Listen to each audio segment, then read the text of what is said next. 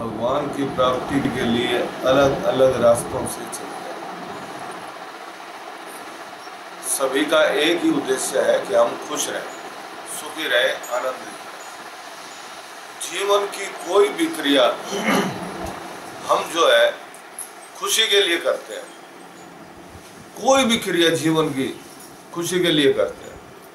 हम जो पैसा कमा रहे हैं वो भी भविष्य की खुशी के लिए कमा रहे हैं। हम जो औलाद जो है उसको पाल रहे हैं इस आशा से कि ये भविष्य में हमें सुख देगी। यानी कि जीवन की जो भी क्रिया है हम खुशी के लिए करते हैं।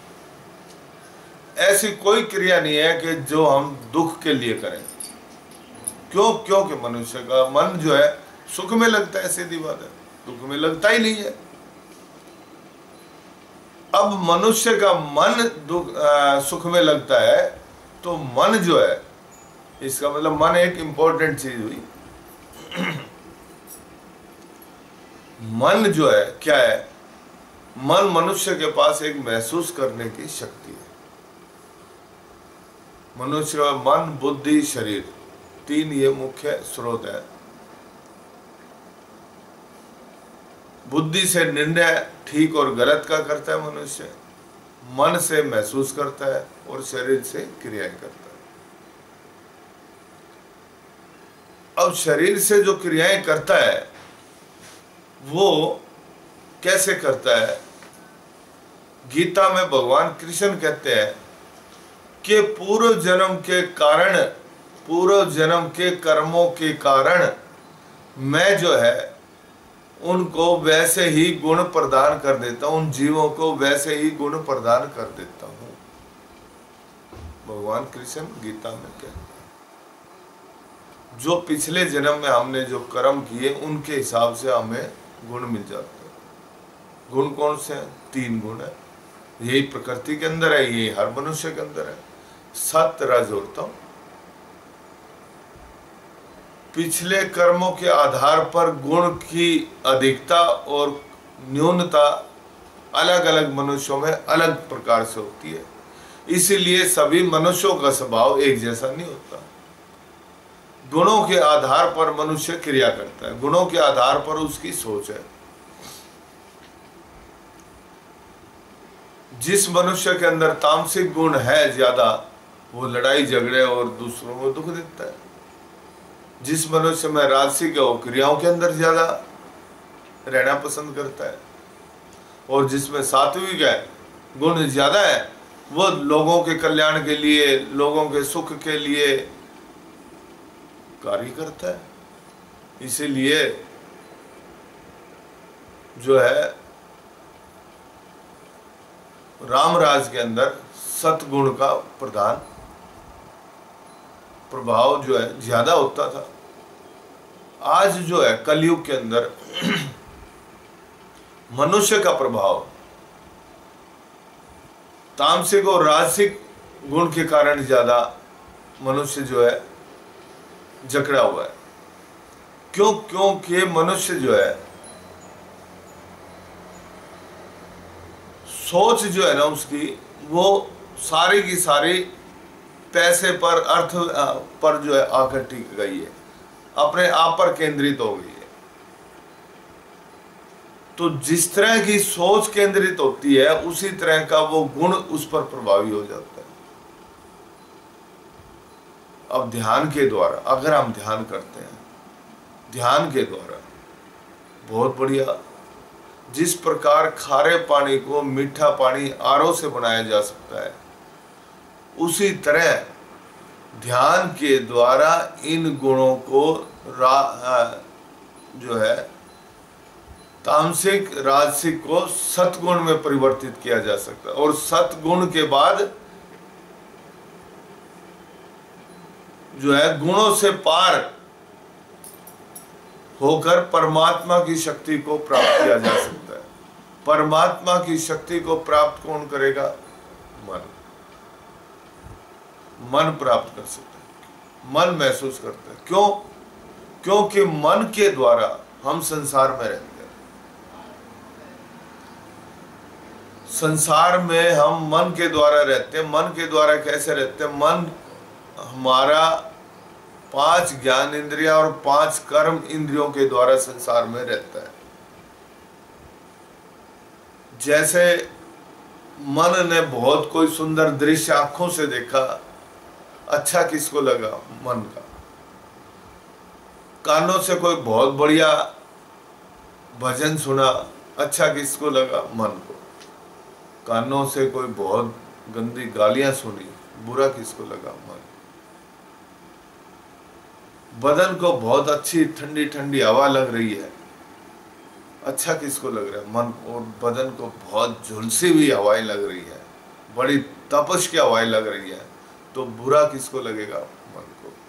बहुत अच्छा कोई तुम व्यंजन खाते हो जीभ से, मन गले में उतारते हो, तो उसका स्वाद बहुत अच्छा लगता है, तो किसको अच्छा लगता है? मन।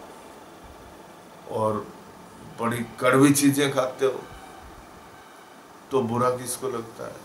मन। यानी कि मन के द्वारा हम संसार में रहते हैं।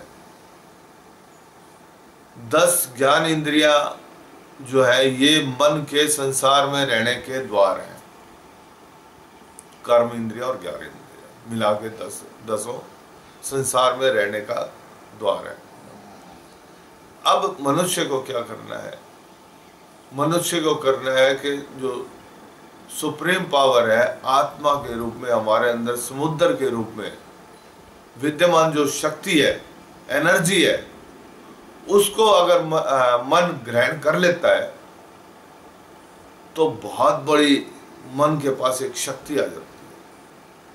अब ग्रहण करने के लिए मन को उस शक्ति के पास जाना पड़ेगा। कोई भी ज्ञान ग्रहण करोगे, करना चाहोगे, कोई भी मनुष्य भी, संसार में भी, तो ज्ञानी के पास जाना पड़ेगा, जिसके पास ज्ञान है। तो ज्ञान, सबसे बड़ा ज्ञान परमात्मा की शक्ति के अंदर, परमात्मा की एनर्जी में है, जो हर मनुष्य के अंदर विद्यमान है, हर मनुष्य के अंदर मौजूद है। उसके अंदर समस्त ब्रह्मांड का ज्ञान है, इसलिए ब्रह्म ज्ञान कहते हैं उसको। उस ज्ञान का नाम ब्रह्म ज्ञान इसलिए पड़ा क्योंकि पूरा ब्रह्मांड का ज्ञान उसके अंदर छिपा हुआ है। बुद्धि से तुम कितना जान सकते हो? बुद्धि से भगवान को कभी नहीं जाना जा सकता। क्यों? क्योंकि बुद्धि तो सीमित है, और सीमित चीज असीमित को कैसे जान सकती है? असंभव है। तो असीमित के लिए, यानी कि एनर्जी के पास जाने के लिए जो सूक्ष्म चीज है, सूक्ष्म को सूक्ष्म ही जान सकती है। मन जो है सूक्ष्म है, बुद्धि उससे भी सूक्ष्म है, लेकिन बुद्धि जो है वो निर्णय का साधन है। वो जो है अनुभव के आधार पर ही निर्णय करती है। जैसा मनुष्य का अनुभव जीवन के अंदर होता जाता है, उसी प्रकार अपनी बुद्धि जो है धारणाएं बनाती है।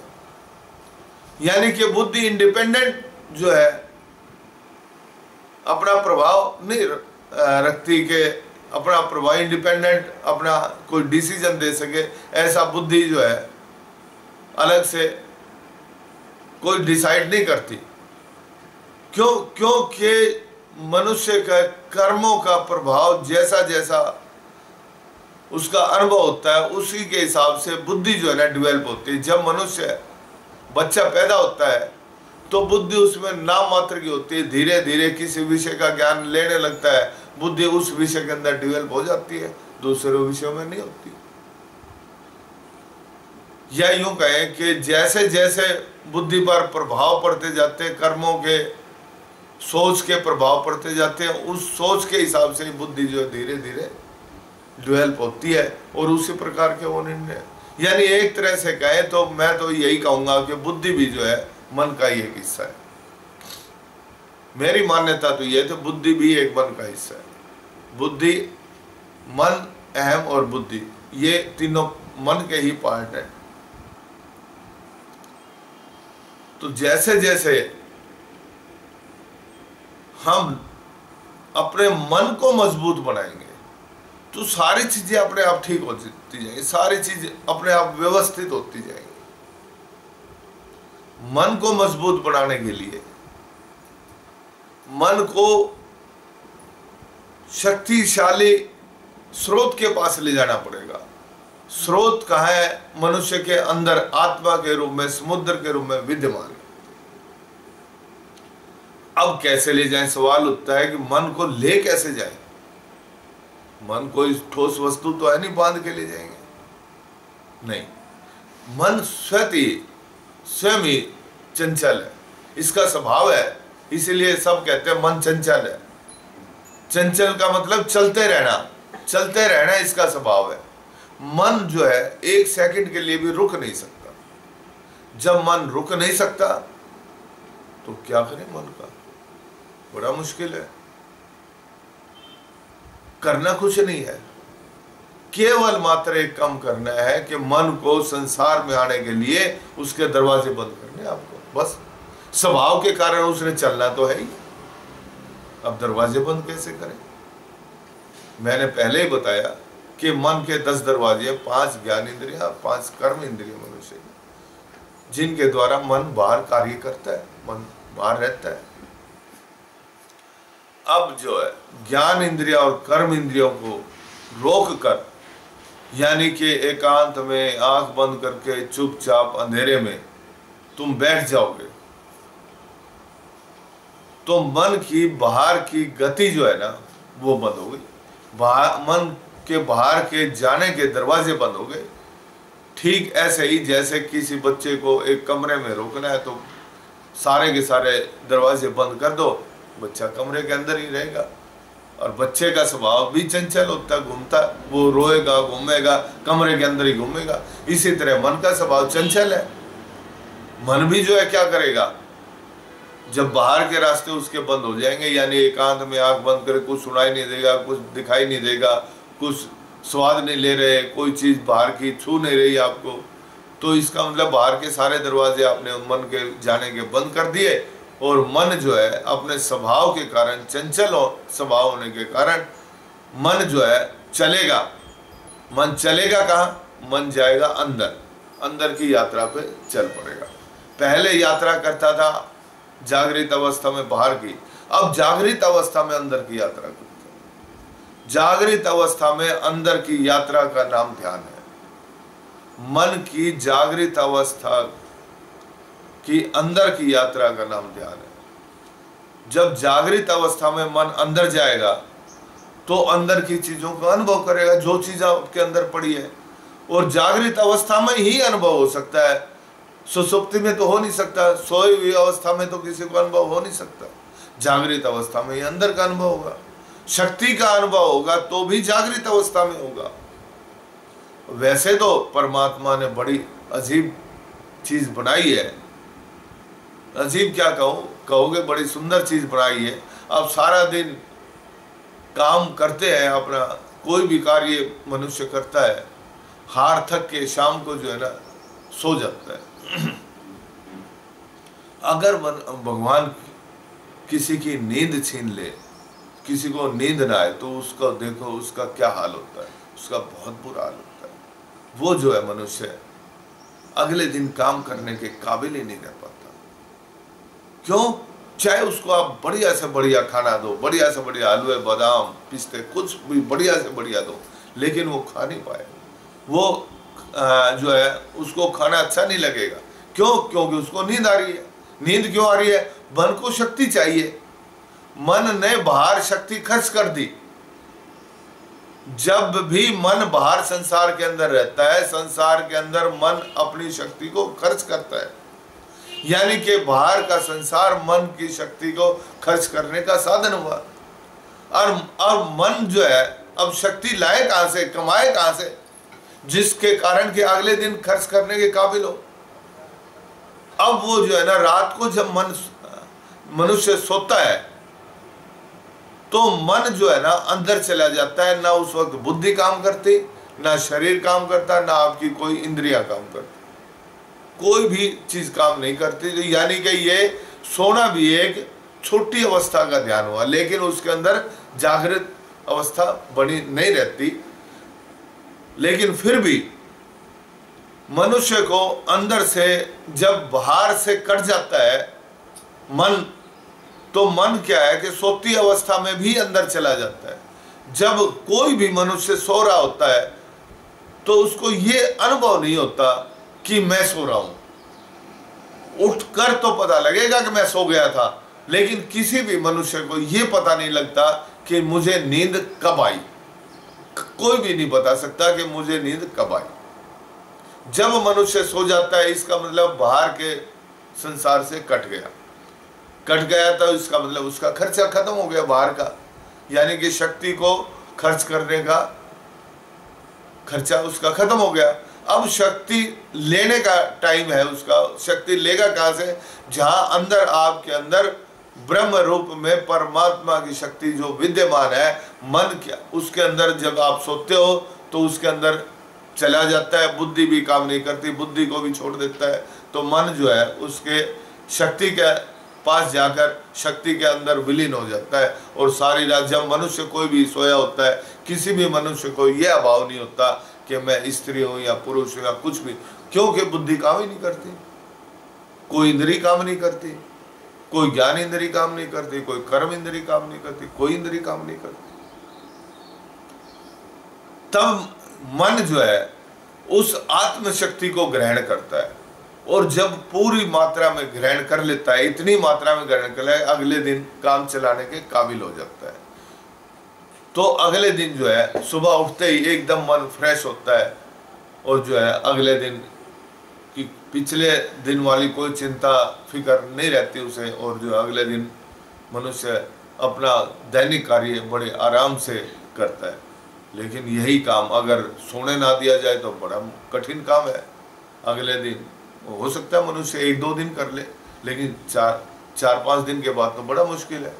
इसीलिए जिनको टेंशन्स होती है, हाइपर टेंशन होती है, दिमागी परेशानी होती है, उसका कारण केवल एकमात्र है कि अंदर परेशानियां, कर्मों के प्रभाव इतने ज़्यादा इकट्ठे हो जाते हैं कि वो जो है कर्मों के प्रभाव निकल नहीं पाते, जिसकी वजह से उसके परेशानी होती है।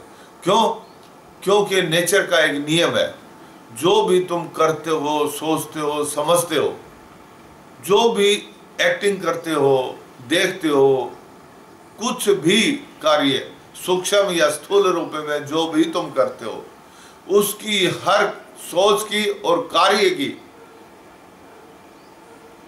छाप जो है, इंप्रेशन जो है आपके अंदर जमा हो जाता है। जो भी काम यानी तुम सोचते हो उसके इंप्रेशंस भी आपके अंदर जमा हो जाते हैं, जो कार्य करते हो उसके इंप्रेशंस भी आपके अंदर। यानी कि आपके जन्म का कारण भी इंप्रेशंस है, यानी कि मतलब हुआ पिछले जन्मों का कारण भी आपके इंप्रेशन है। आपका ये जन्म हुआ पिछले जन्मों के प्रभाव, यानी कि पिछले जन्मों के कर्मों के जो प्रभाव आपके अंदर जमा हो जाते हैं, वो प्रभाव कुछ लेके, जिनको प्रारब्ध कहते हैं, धार्मिक भाषा में प्रारब्ध कहते हैं, वो लेकर तुम पैदा हुए।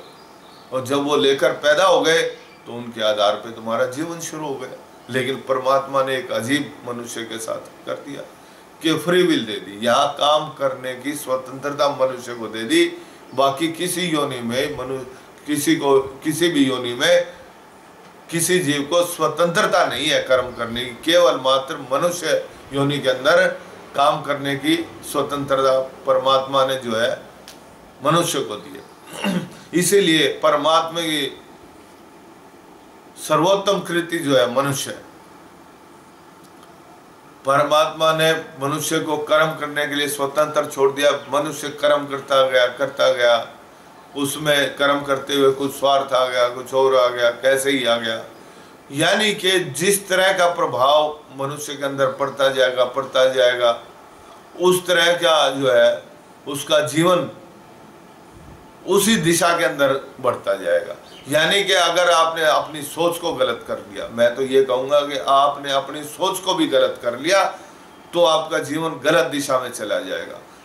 आप जान करके किसी का गलत सोचने लग गए तो आपका जीवन जो है ना गलत दिशा की ओर जा रहा है, और आप जो है अपना खुद का ही बुरा कर रहे हैं। यानी कि इसका ये मतलब हुआ कि सर्वे सुखे न भवन्तु, अगर आप सबकी सुख की कामना करोगे आपका जीवन स्वयं सुखी होता जाएगा और आप सुखी की तरफ बढ़ते जाओगे।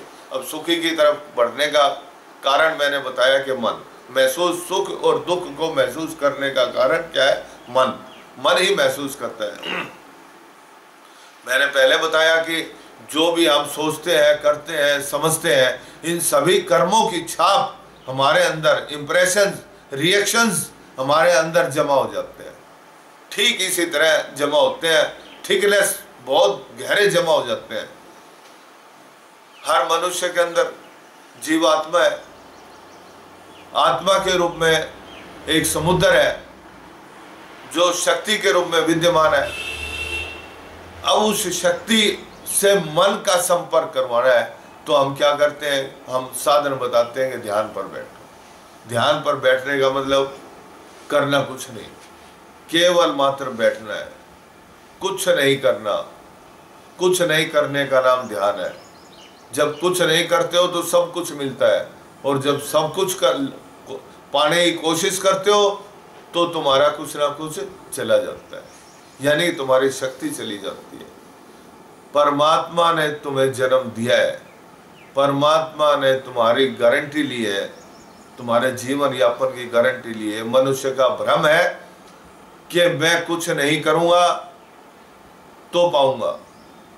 जितने सूक्ष्म रूप में कर्म कर कर तुम पा सकते हो उतने स्थूल रूप में नहीं पा सकते हो। तुम अपने जीवन में देख ही रहे हो कि जो शारीरिक रूप से, जितना स्थूल रूप से जो कर्म करता है, मजदूर जैसे तबका है, वो बेचारा कितने कमा पाता है? बड़ी मुश्किल से 2 टाइम की रोटी ही कमा पाता है। हमसे जो है ना, बुद्धि वाले से कहीं ज्यादा शारीरिक कर्म करता है, लेकिन बुद्धि वाला मनुष्य वो उससे कहीं ज्यादा कमाता है। और जो है ये आत्मा के स्तर पर काम करने वाला मनुष्य उससे कहीं ज्यादा कमाता है। यानी कि तुम देखते हो बड़े बड़े संत आत्मिक स्तर पे कुछ नहीं करते। बड़े बड़े संत आत्मिक स्तर पर परमात्मा का ध्यान करते हैं, परमात्मा की शक्ति को अर्जित करते हैं, और जो सोचते हैं, जो संकल्प लेते हैं, बड़े से बड़ा संकल्प, कोई भी करोड़ों रुपए का, चाहे आश्रम बनाना हो, चाहे कुछ करना हो, कोई सार्वजनिक काम अगर हाथ में ले लेते हैं करोड़ों अरबों रुपए का, उसको भी पूरा करते हैं। क्यों? क्योंकि आत्मा के बल पे, आत्मा की शक्ति लेके परमात्मा से प्रार्थना करते हैं। और परमात्मा की शक्ति एक ऐसी शक्ति है जो सभी काम करने के अंदर सक्षम है, जो ब्रह्मांड का मालिक है, जिसने ब्रह्मांड को बनाया है। यानी कि ब्रह्मांड की हर शक्ति को, हर कार्य को वो जानता है, और उसे सब कुछ पता है कि कौन सी शक्ति से कौन सा कार्य होगा। जब तुम उस शक्ति के संपर्क में आ जाते हो तो शक्ति के संपर्क में कैसे आते हो? शक्ति के संपर्क में आने का नाम ही ध्यान है। ध्यान के अंदर जब तुम एकांत में आंख बंद कर सारी इंद्रियों से निवृत्त होकर, यानी इंद्रियों को जो है, इंद्रियों को बंद करके, यानी कि मन के बाहर के रास्ते बंद करके जब तुम एकांत में ध्यान पर बैठते हो तो मन अंदर जाता है। मैंने पहले ही बताया कि हर कार्य के, हर कर्म के, हर सोच के इंप्रेशन अंदर जमा होते हैं। तो जो चीज आपके अंदर है मन उन्हीं को देखता है। जब ध्यान करते हुए मन अंदर जाता है तो सबसे पहला कार्य मन यही करता है कि विचारों में खोता है। विचार आने लगते हैं। मनुष्य सोचता है कि विचार नहीं आने चाहिए, ये बिल्कुल गलत। जो सोचता है कि नहीं आने चाहिए वो बिल्कुल गलत है। विचार अगर आएंगे, तुम कोशिश मत करो, विचारों के साथ एंटेंगल मत हो, बिल्कुल विचारों के साथ एक रूपता, एक रस मत हो। विचारों को तुम देखते रहो, आते हैं देखते रहो, बस तुम आते आने दो, जाते जाने दो। कुछ भी तुम्हारे अंदर एक्टिविटी होती है उसको केवल मात्र जागृत अवस्था में देखते रहो। जागृत अवस्था में जब तुम देखते रहोगे, यानी कि अपने आप को एक तरफ रखकर, और जो कुछ होता है उसको होने दो। जो तुम्हारे अनुभव में आते हैं विचार, चाहे विचार कैसे भी हो, डर के हो, भाव के हो, प्रेम के हो, लड़ाई के हो, झगड़े हो, जैसे विचार आते हो। क्यों? क्योंकि हर मनुष्य के कर्म अलग अलग होने के कारण हर एक को अलग अलग तरह के विचार आएंगे। जब अलग अलग तरह के विचार आएंगे तो मनुष्य का हर एक का अनुभव भी थोड़ा अलग होगा। हो सकता है किसी को पहले नींद आए, लेकिन क्या है कि नींद अगर आती है तो कोई बात नहीं, थोड़े दिन के बाद वो भी ठीक हो जाएगी। तुम अपना निश्चय दृढ़ रखो।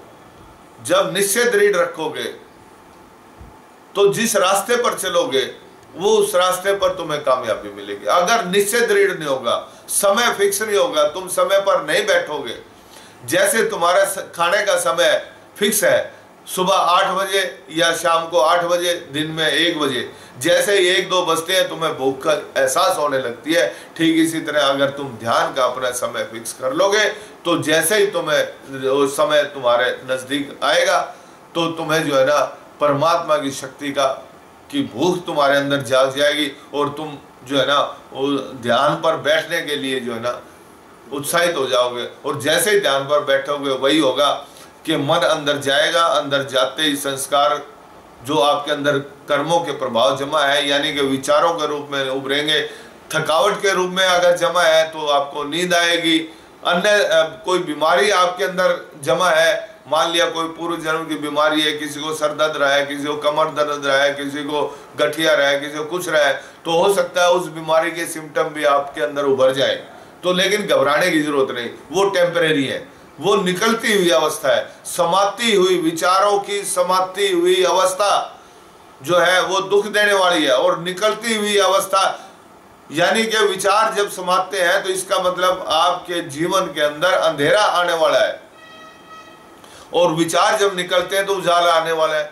अंधेरा और उजाले का क्या चक्कर है ये ठीक ऐसे ही है, जैसे विचार समाते हैं तो ऐसे ही इतने ज्यादा समा जाते हैं कि अंदर जैसे सूर्य के आगे बादल इतने ज्यादा इकट्ठे हो जाते हैं कि सूर्य की रोशनी पृथ्वी तक नहीं पहुंच पाती। इसी तरह हम जितने भी दुनिया के अंदर कर्म करते हैं, सोचते हैं, समझते हैं, देखते हैं, सभी कर्मों के प्रभाव हमारे अंदर जमा होने के कारण इतनी तहें जमा हो जाती हैं, इतनी तहें जमा हो जाती हैं कि बड़ी गहरी, तो मनुष्य के मन और आत्मा के बीच के अंदर जो इतनी लेयर्स जमा हो जाती हैं कि मन के को आत्मा की शक्ति जो है बड़ी छन छन के थोड़ी थोड़ी मिलती है और मन बड़ा जो है ना कमजोर हो जाता है, सुख का भूखा हो जाता है। क्यों आत्मा जो है सुख रूपी आनंद रूपी है, इसीलिए परमात्मा का नाम है सच्चिदानंद। सच्चित और आनंद उसके गुण है।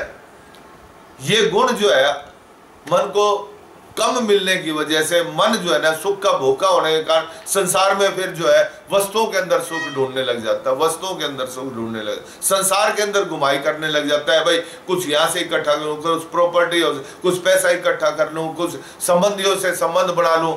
मतलब ये है कि सुख के कारण ही जो है ना, सुख की कमी के कारण ही संसार के अंदर जो है जीव जो है ना संबंध बनाने की कोशिश, यहाँ से सुख मिल जाए, यहाँ थोड़े थोड़े छोटे छोटे सुख को ढूंढता है। अब थोड़े थोड़े सुखों से सुख लेने की कोशिश करता है। गीता में कहा है बड़ा जलाशय मिलने के बाद छोटे कुओं की आवश्यकता नहीं होती। जब मनुष्य ध्यान के द्वारा अंदर परमात्मा की शक्ति से अनुभव कर लेगा, ध्यान यानी कि ध्यान करते हुए धीरे धीरे जब ध्यान के द्वारा मन अंदर जाएगा, संस्कारों को कुछ को बाहर निकाल देगा जो, और कुछ को एक तरफ साइड में करके जब हटा के धीरे धीरे धीरे मन जो है अपना रास्ता अंदर बना लेगा। ठीक इसी तरह पानी को तुम रेत के अंदर फेंक दो, पानी जो है ना उदाहरण है, पानी को रेत के अंदर फेंक दो तो पानी क्या करेगा कि कुछ रेत को साथ बहा ले जाएगा और कुछ रेत को साइड में कर देगा और अपना बहने का रास्ता बना लेगा। ठीक इसी तरह मन भी यही काम करता है, कुछ विचारों को बाहर निकाल देता है, कुछ को